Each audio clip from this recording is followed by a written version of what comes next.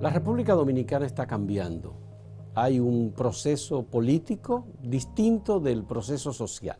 En lo político estamos de alguna manera estancados, con partidos tradicionales, poco reflejo o poco crecimiento político de las fuerzas llamadas alternativas. Sin embargo, en el ámbito social hay una efervescencia notable, hay un nuevo liderazgo que va surgiendo y sobre los temas que preocupan a la ciudadanía, pues hay una conexión fuerte entre ese liderazgo social, principalmente de jóvenes vinculados a la sociedad civil, algunos vinculados con la academia, otros más vinculados con medios de comunicación, y es lo que nosotros estamos tratando de denominar el nuevo liderazgo social en la República Dominicana. Hemos invitado a Ico Abreu, que es un arquitecto establecido en República Dominicana hace poco, porque en realidad estaba viviendo fuera del país, pero acaba de regresar, y es una persona con inquietudes sociales que le expresó desde mucho antes de irse, luego de recibir una beca Fulbright para irse a estudiar en Estados Unidos. Ha retornado, está con nosotros y le agradecemos su aceptación a esta invitación para conversar sobre este nuevo liderazgo social. Muchas gracias, Ico. Gracias a ustedes por Bien. invitarme. Nos interesa saber cuál es la motivación que tienen los jóvenes y jóvenes profesionales, como es tu caso, sobre el estado de situación de la República Dominicana. ¿Le interesa la política? ¿Están no interesados en la política y más en las cosas que tienen que ver con el futuro del país, que no son esa cuestión, digamos, de los partidos? ¿Qué es lo que pasa?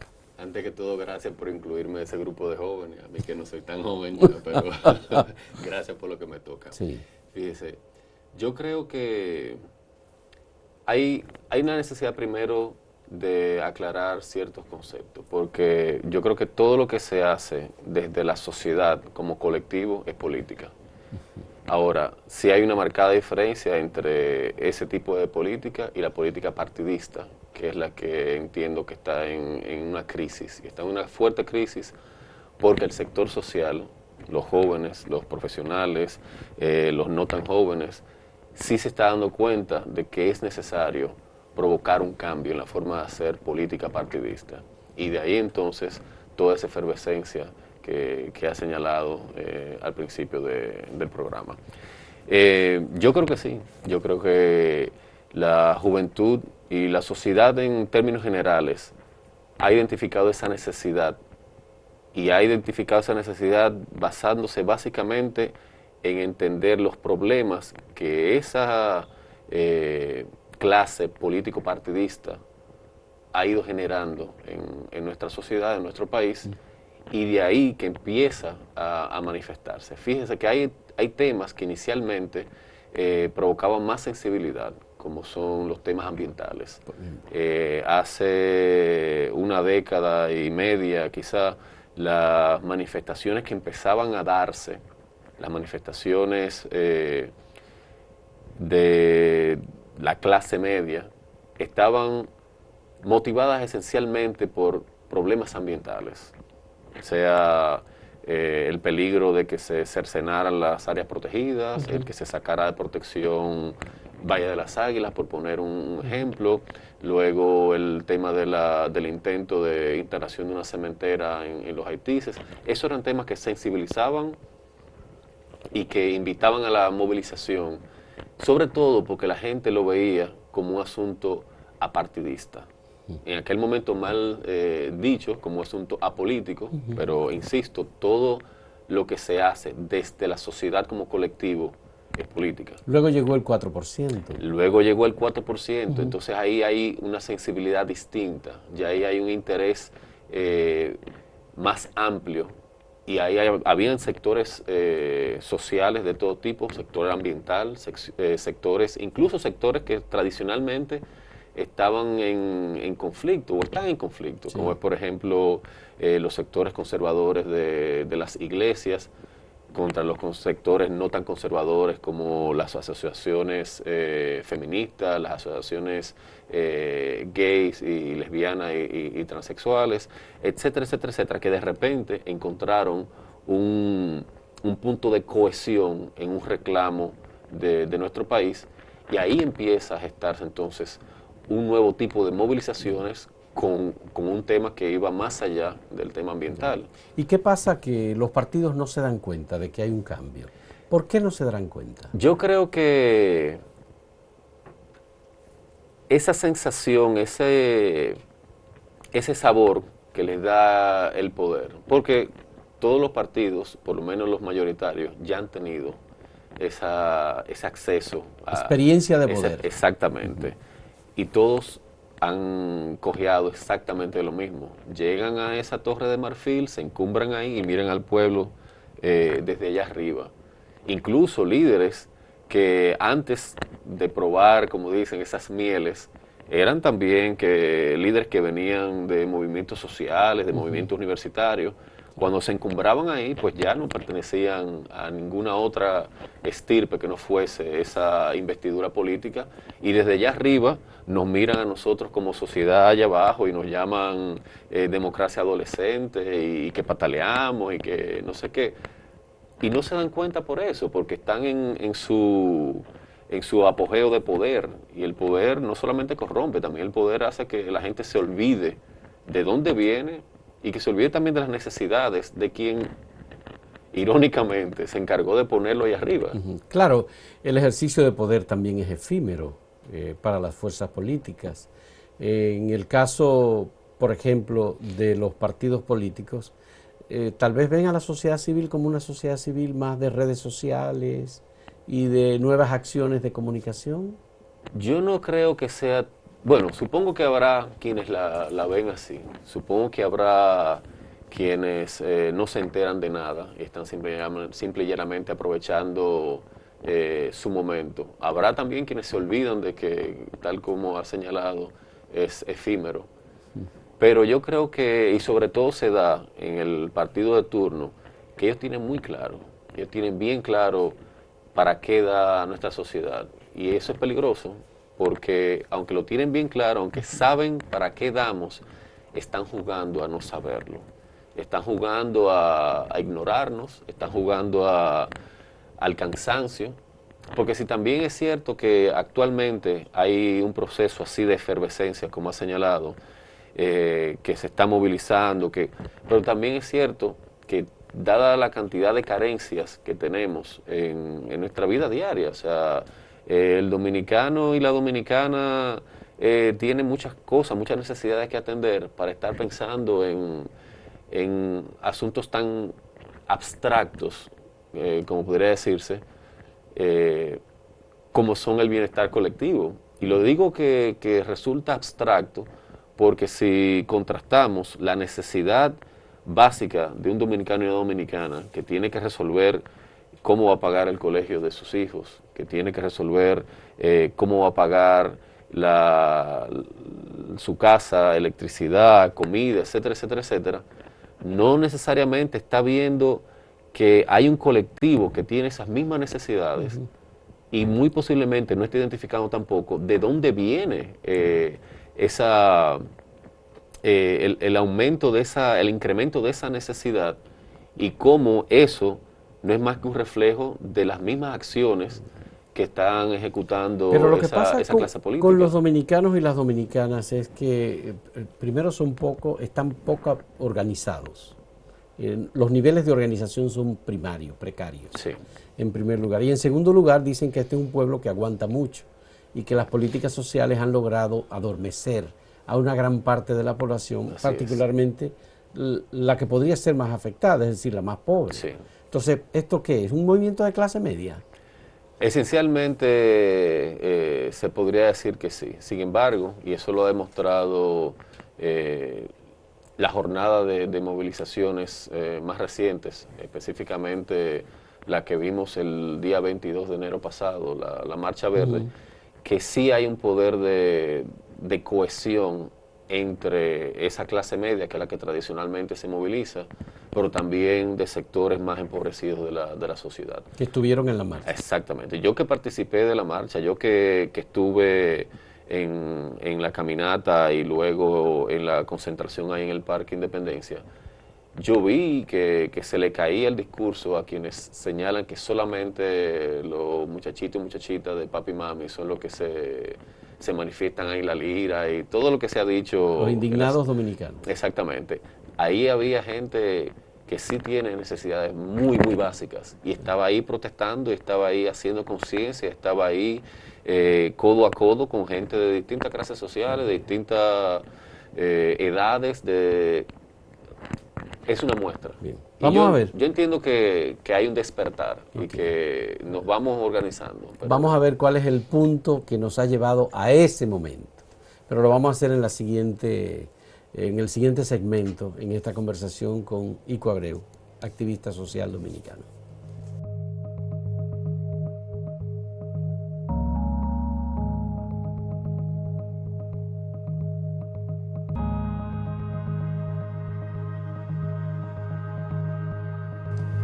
Ico, ¿cuál es la razón por la que el 22 de enero hubo una expresión popular y de masa que sorprendió a todo el mundo? Incluso los que participaban en la marcha estaban sorprendidos de encontrarse con tantas personas y tan variadas personas de todo tipo, de toda procedencia social y de todos los grupos, porque ahí habían ultranacionalistas, ahí estaban democráticos, gente que tiene posiciones políticas enfrentadas. Estaban allí. ¿Qué fue lo que pasó? ¿A qué se debe?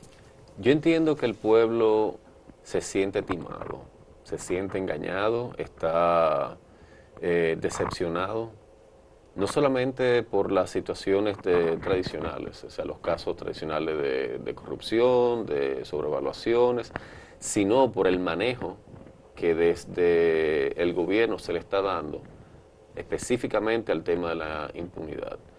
Hemos visto cómo surge un escándalo tras otro, un escándalo que se solapa a otro, que le echa, que pone bajo la alfombra otro y así sucesivamente, y que no pasa nada. Y que no hay nadie que se castigue, no hay nadie que, aunque se señale, aunque el rumor público, por citar una frase Del conocida, presidente, exactamente, aunque el rumor público señala responsables, no pasa nada, no hay uno preso.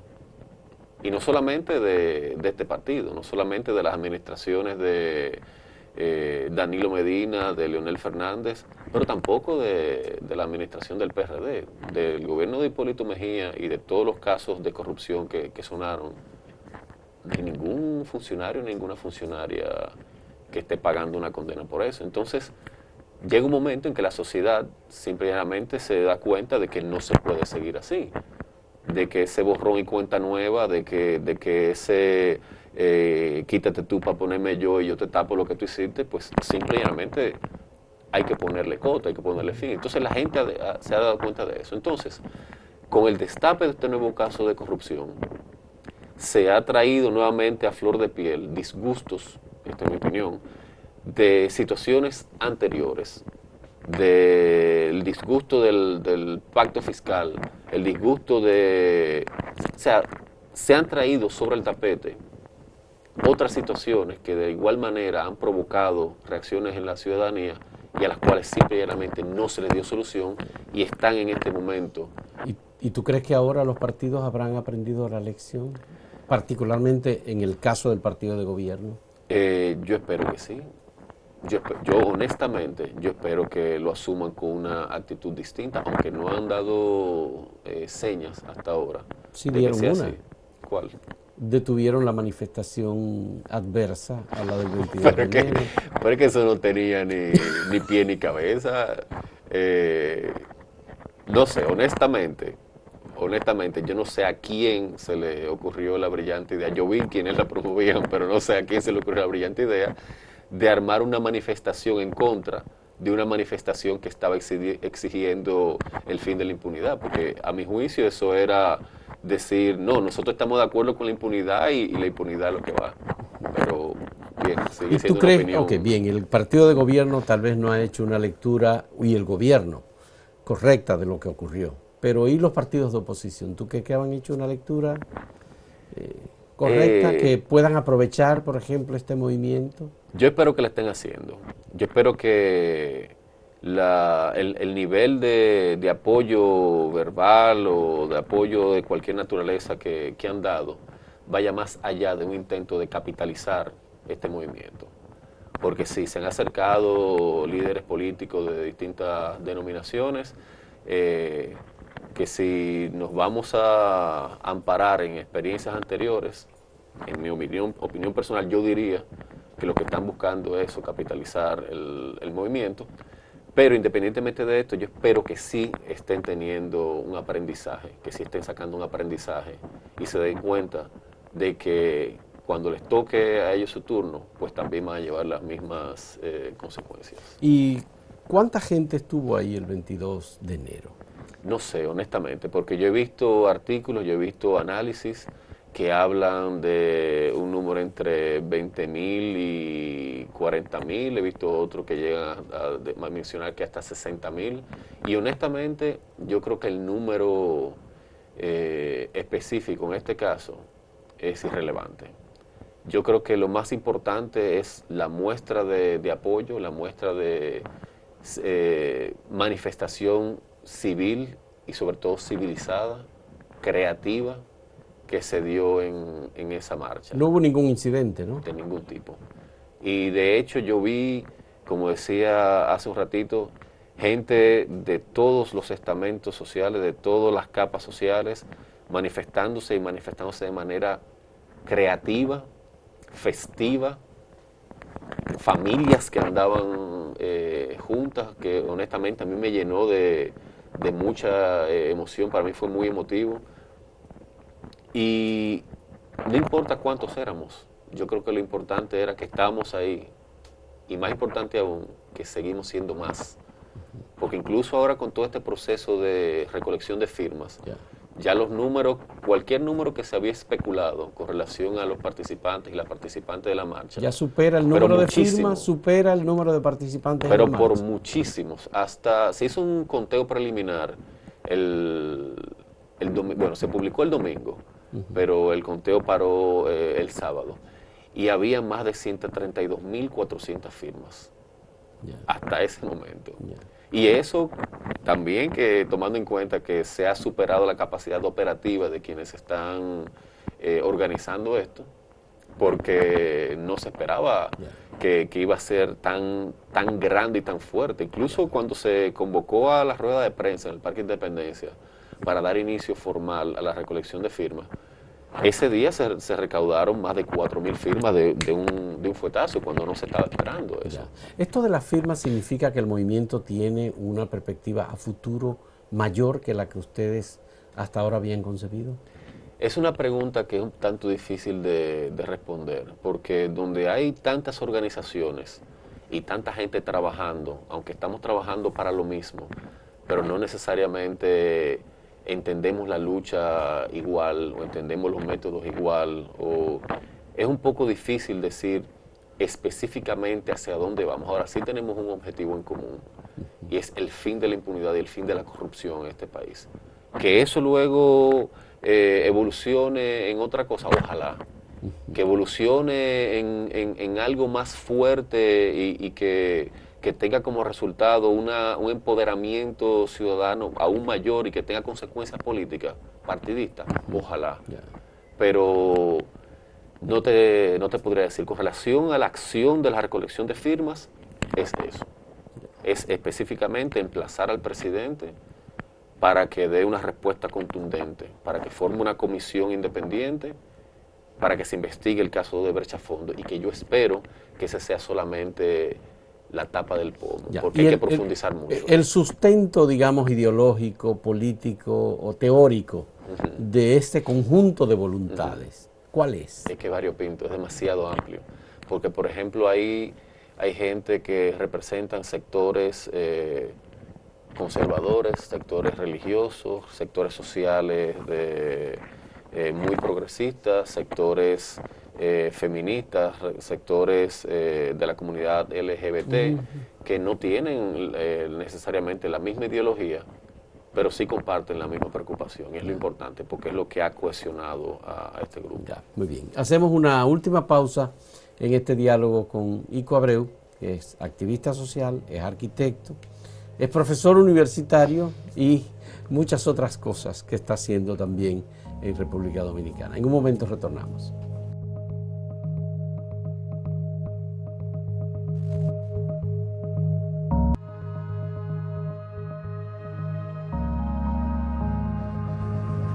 Cuando se forman movimientos sociales, Ico, como en el que tú estás participando ahora, se sabe cómo se comienza, pero no cómo se termina.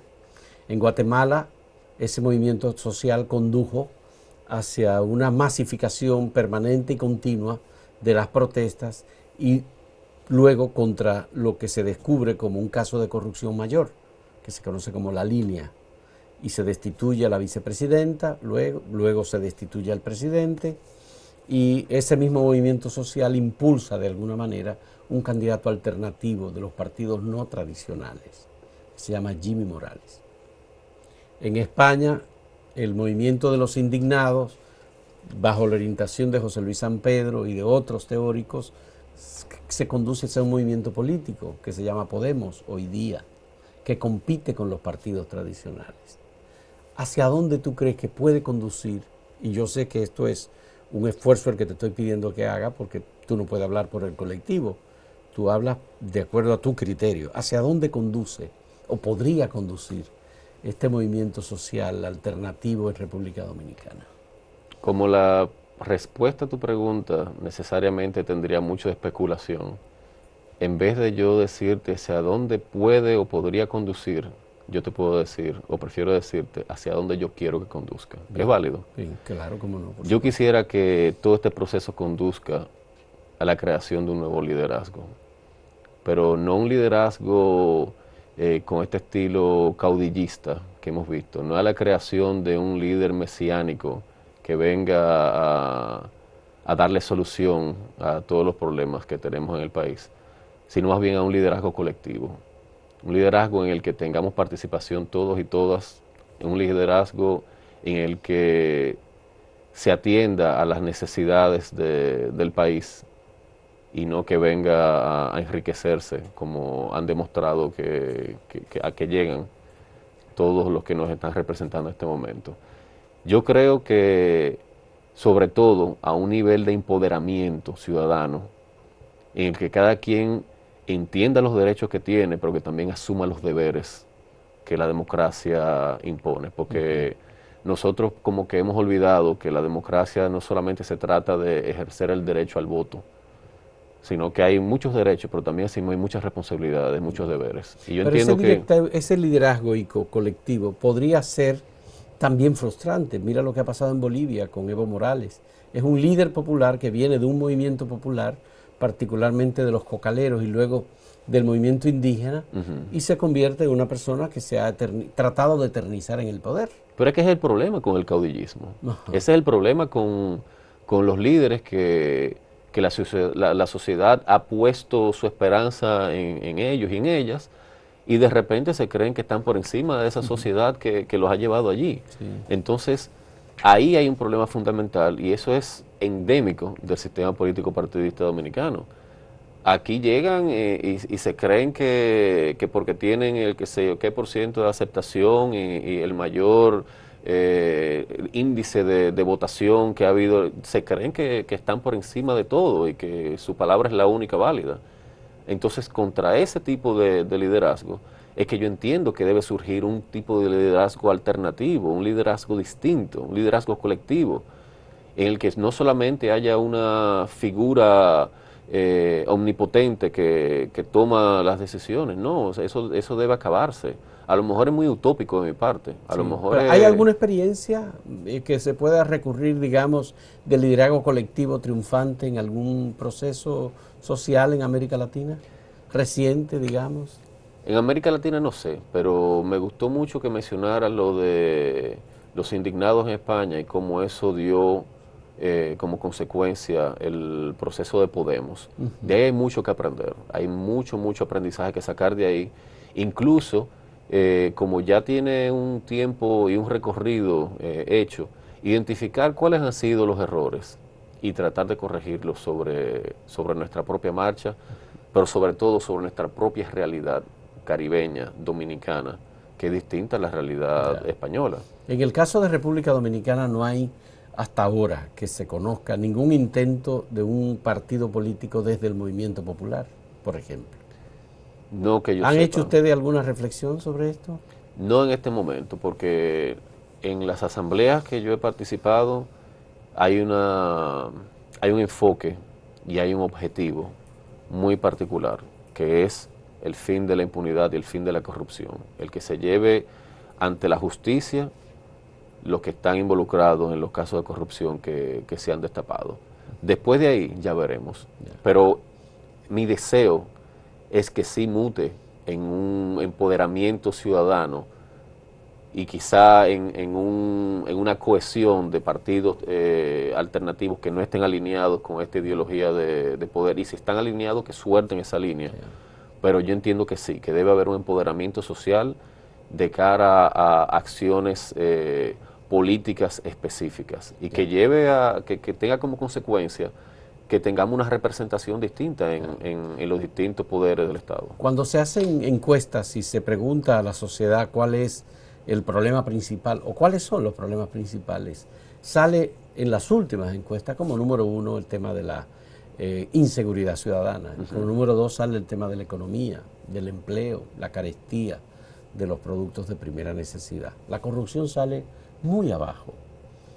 Ustedes cuando ahora están planteando el tema de la impunidad, esto está vinculado estrechamente con el combate a la corrupción. Absolutamente. ¿Hay alguna posibilidad de que el movimiento escale hacia otras reivindicaciones? Yo entiendo que se ha empezado por la corrupción y la impunidad porque es lo más latente. Y yo entiendo que sí tenemos que hacer un esfuerzo en hacer que la gente entienda la conexión que hay entre corrupción y la seguridad. Por ejemplo, para poner un simple ejemplo, porque la corrupción permea de tal forma que afecta la educación, la salud, la economía, la seguridad, pero vamos específicamente a la seguridad. ¿Cuál es la referencia que tiene un criminal de poca monta cuando ejecuta un crimen? Que si hay uno allí arriba que se ha robado millones y no ha recibido castigo y está por encima de la ley, ¿por qué él no puede estar también por encima de la ley? Él puede hacerlo también. Y eso se da en acciones mínimas. Manejando en la calle, usted ve cómo viene un chofer de carro público, un taxista, un conductor, un ciudadano o ciudadana cualquiera. En un jipetón. Y se le mete adelante a uno. Sí. ¿Por qué? Porque entiende que esas acciones no tienen consecuencias. Porque es lo que están viendo en sus líderes, que no tienen consecuencias. Entonces, esas acciones, ese nivel de impunidad que hay, que no solamente está en el sistema político partidista, eso está en todos los niveles de la sociedad dominicana. Toda la sociedad, sí.